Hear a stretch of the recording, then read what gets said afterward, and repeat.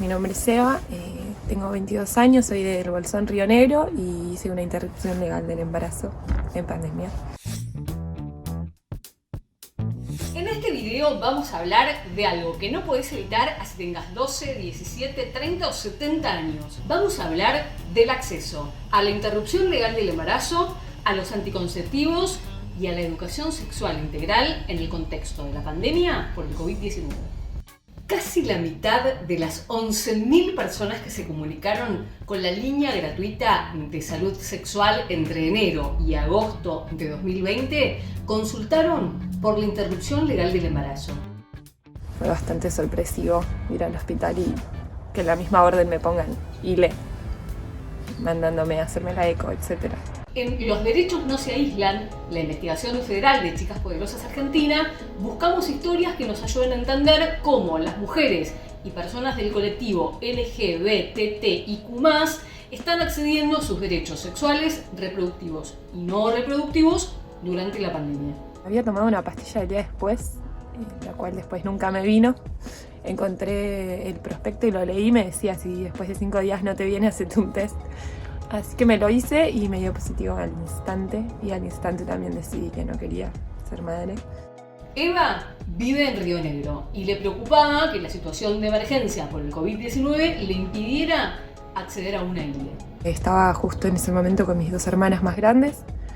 Ellas enseguida movieron contactos y hablé con una mujer que me mandó al hospital a preguntar por una médica. No me hicieron ninguna pregunta incómoda, no me sentí para nada juzgada, me pareció súper acompañado y no me esperaba tampoco que sea todo gratuito mediante el hospital, para nada. Pensé que iba a ser más difícil y aún así lo iba a hacer. Si bien Eva tuvo una buena experiencia con el personal de salud en Río Negro, que opera bajo el protocolo de ILE, estas situaciones se atienden de diferentes formas en otras provincias. En el país, muchas personas siguen sin poder acceder a la interrupción legal del embarazo en centros de salud y deben recurrir a abortos clandestinos. Aún cuando el Estado declaró esenciales las prestaciones de salud sexual y reproductiva en la pandemia, el acceso no fue total.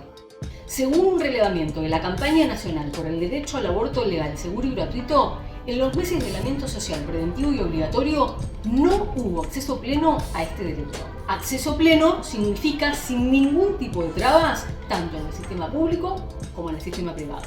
Los ejes de obstáculos para iniciar más importantes han sido, en primera instancia, que les médiques fueron reprogramados, podemos decir, reorganizados dentro de los sistemas de salud de las provincias para estar a disposición del apoyo en cuestiones que tenían que ver con el COVID-19.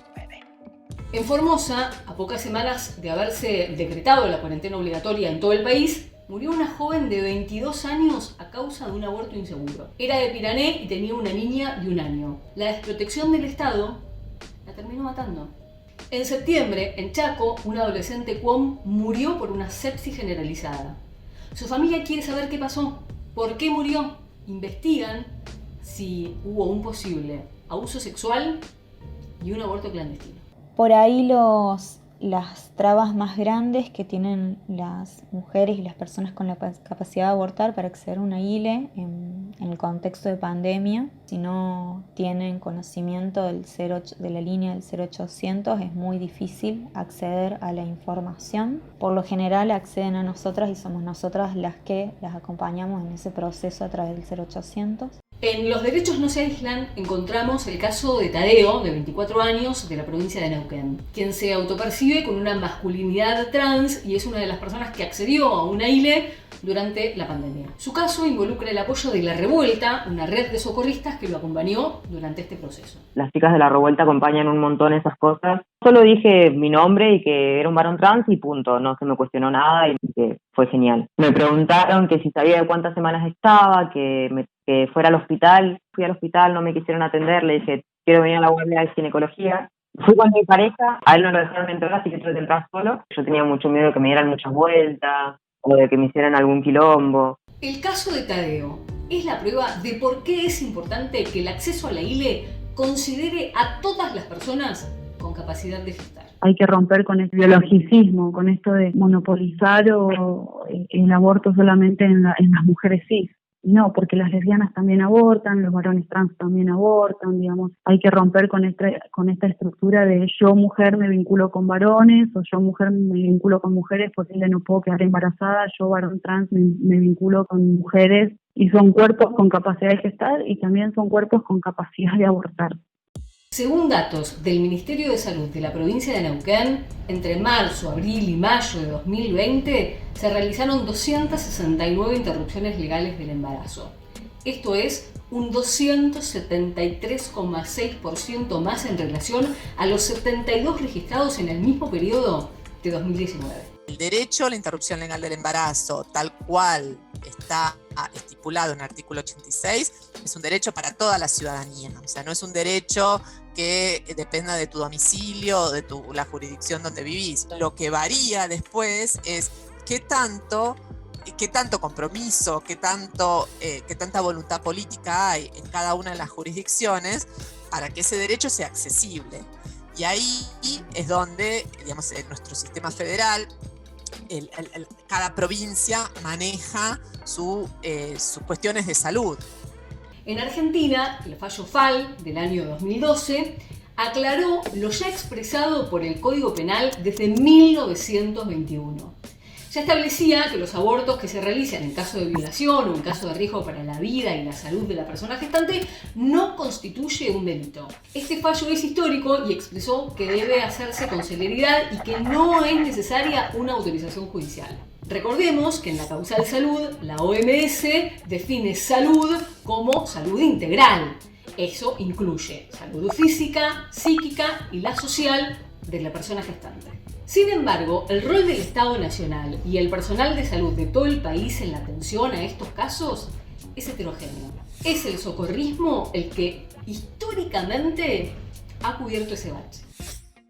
En el mundo, aproximadamente el 41% de los embarazos no son planificados. Esto significa que cerca de 85 millones de mujeres cada año experimentan un embarazo no planeado. En Argentina, según datos del Ministerio de Salud del año 2018, hubo más de 685.000 nacidos vivos. Casi el 13% tuvo madres menores de 20 años y de esos 2.350 nacimientos provinieron de niñas menores de 15 años. Según estudios anteriores, casi 7 de cada 10 embarazos en la adolescencia no son intencionales y muchos de ellos son productos de abuso sexual.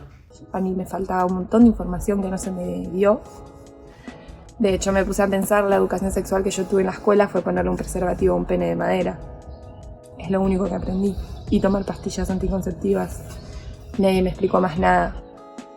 Nadie me explicó que existen los abortos, nadie me explicó que existen los embarazos no deseados, que puedes elegir si quieres o no tenerlos, y que me parece que estaría muy bueno empezar a incluirlo de verdad en la educación sexual, ¿no? Sexual y emocional juntas.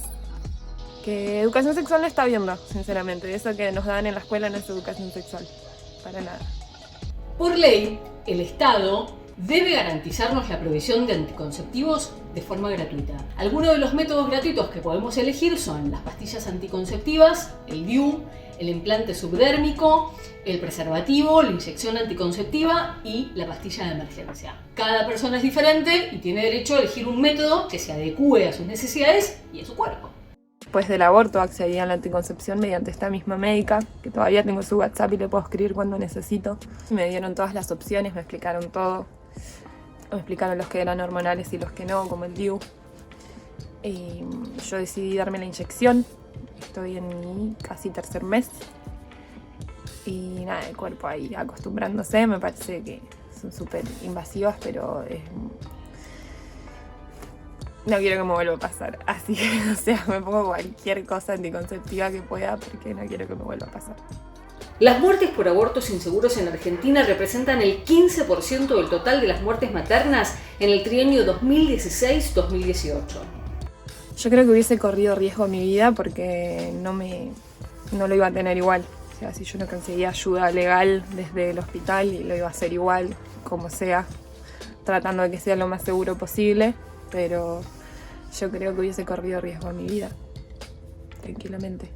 Un informe de UNFPA Argentina de 2020 estima que más de 1 millón de mujeres discontinuarán el uso de anticonceptivos modernos de corta duración en el país como consecuencia del COVID-19.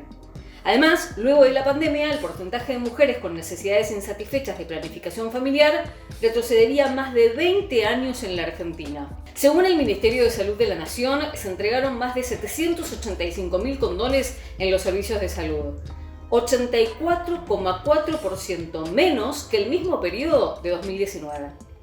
ILE, anticonceptivos, educación sexual integral, todo eso y más hacen parte de nuestros derechos sexuales y reproductivos. La educación sexual integral, la ESI, es una política educativa que vincula el autoconocimiento del cuerpo, la responsabilidad sexual, el derecho a la identidad y también es una herramienta esencial para reducir el número de embarazos no deseados, principalmente en adolescentes. En una emergencia como la de COVID-19, es esencial respetar y hacer valer nuestros derechos sexuales, reproductivos y no reproductivos. La pandemia no es una excusa para no garantizar los derechos sexuales de la población en todo el país. Recordá que si tus derechos sexuales o reproductivos han sido vulnerados, podés comunicarte al 0800 222 3444.